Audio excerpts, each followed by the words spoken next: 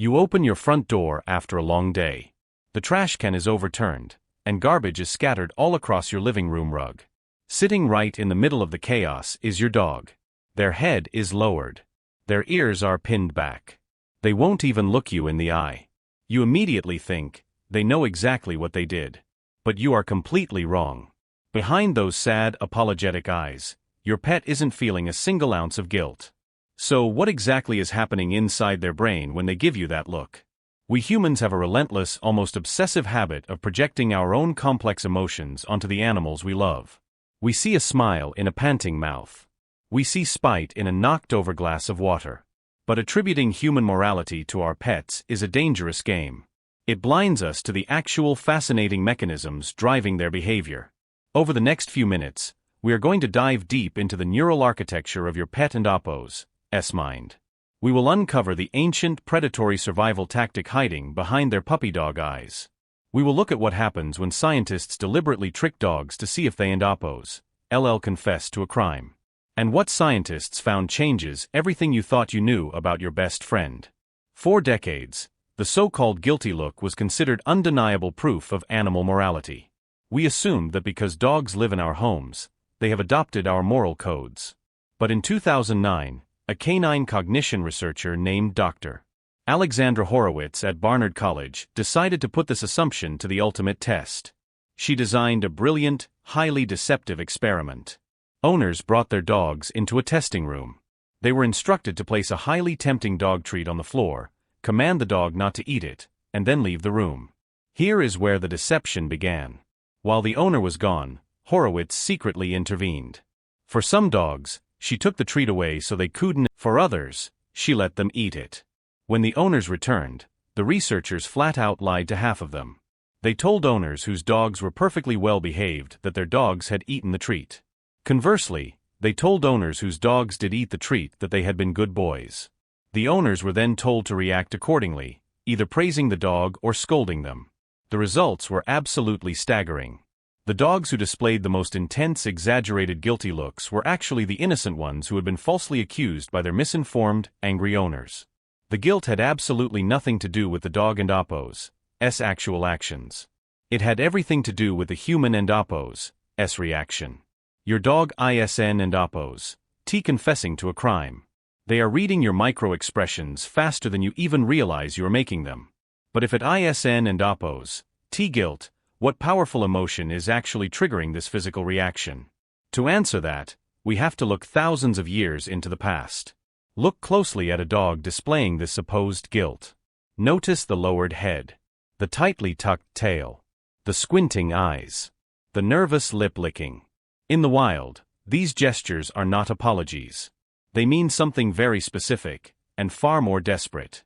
In 2015, researchers at the University of Cambridge analyzed these exact physical cues in domestic dogs and compared them to the behavior of wild wolves.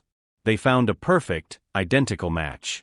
What you call a guilty look is actually a deeply ingrained evolutionary tactic called an appeasement behavior. In a wolf pack, hierarchy is a matter of life and death. If a lower-ranking member angers the pack leader, or the alpha, their life is in immediate danger. To avoid a violent, potentially fatal attack, the subordinate wolf makes themselves look as small and non-threatening as physically possible. They are signaling, "I submit to you. Please do not hurt me." When you walk into a room and see a torn-up pillow, your physiology changes. Your breathing shifts. Your posture stiffens. Your pupils dilate slightly. Your dog notices this instantly. They do not know why you are suddenly radiating aggressive energy. They just know the alpha of their pack is threatening them. So, they deploy an ancient, hardwired survival code. They are in an Oppo's saying, "I and Oppo's, am sorry I chewed your favorite pillow."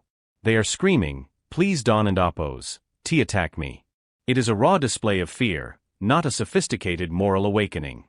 But this raises a rather terrifying question about how we treat them. If they Don and Oppo's understand right from wrong, do they even remember what they just did?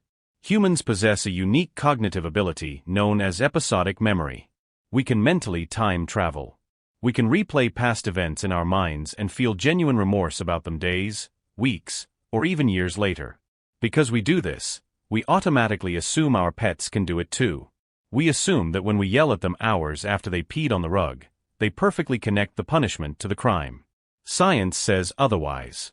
In a pivotal 2011 study conducted at Lőrinc University in Hungary, scientists rigorously tested the associative memory windows of dogs. They wanted to know exactly how long a dog can link an action to a consequence.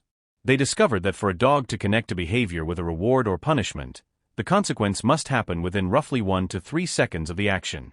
Let that sink in. 3 seconds. If you find a chewed-up shoe 3 hours later, drag your dog over to it, and shove it in their face, they have absolutely no idea why you are angry. They smell the shoe. They see your rage. And their brain forms a completely new, terrifying association.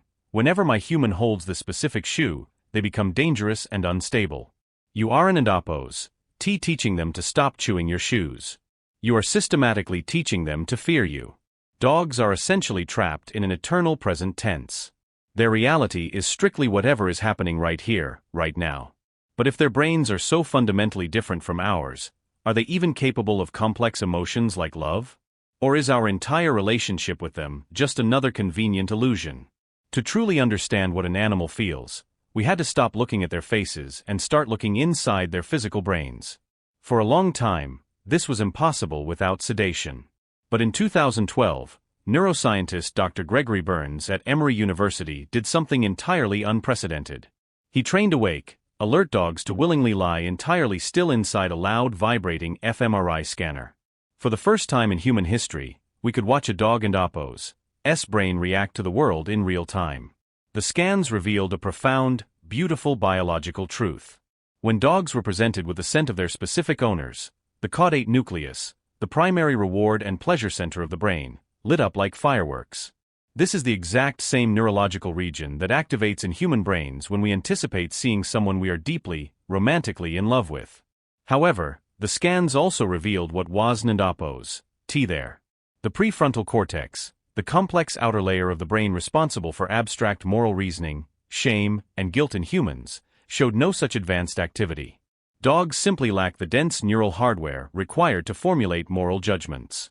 They don't Oppo's have a conscience. They do not understand the concept of bad or good in a moral sense. They only understand safe and dangerous, rewarding and unrewarding. This means every single time we project human guilt onto them, we are entirely missing the reality of their existence. We are failing to understand the raw, unfiltered emotional world they actually live in. Which brings us to the most uncomfortable realization of all. When you really think about it, demanding that an animal feel human guilt is an incredibly arrogant trait. Guilt requires a massive, highly evolved ego. It requires the cognitive ability to judge your own actions against a fabricated, invisible social standard. Animals are entirely free from this heavy burden. The most shocking truth and Oppo's just that your dog doesn't Oppo's feel guilt. It Oppo's that by misinterpreting their deep-seated fear as guilt, we have spent generations unintentionally terrorizing the creatures we claim to love most. When you laugh and film your guilty cowering dog for a viral TikTok video, or when you scold them after the fact to teach them a lesson, you aren't Oppo's communicating with them at all. You are watching a frightened, confused animal execute a desperate millions of years-old survival protocol just to appease your unexplainable anger. We have been holding them to a human moral standard they biologically cannot comprehend. We have been punishing them for their nature, and calling it training. Our desperate desire to see them as little humans in fur coats is actually the absolute biggest barrier to truly understanding them.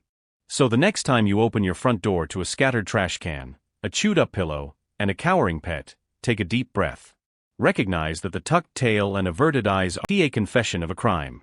They are a mirror, reflecting your own tense energy back at you. Your pet doesn't need to be human to be valuable. Their inability to feel guilt doesn't make them less than us, it makes them pure. They love without condition, they live entirely in the moment, and they act completely without malice. Perhaps we could learn a lot from a mind that refuses to carry the heavy, useless burden of regret.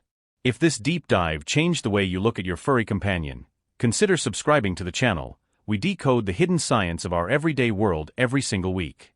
Now drop your answer below. What is the funniest or weirdest thing your pet has done that you absolutely thought was driven by a complex human emotion?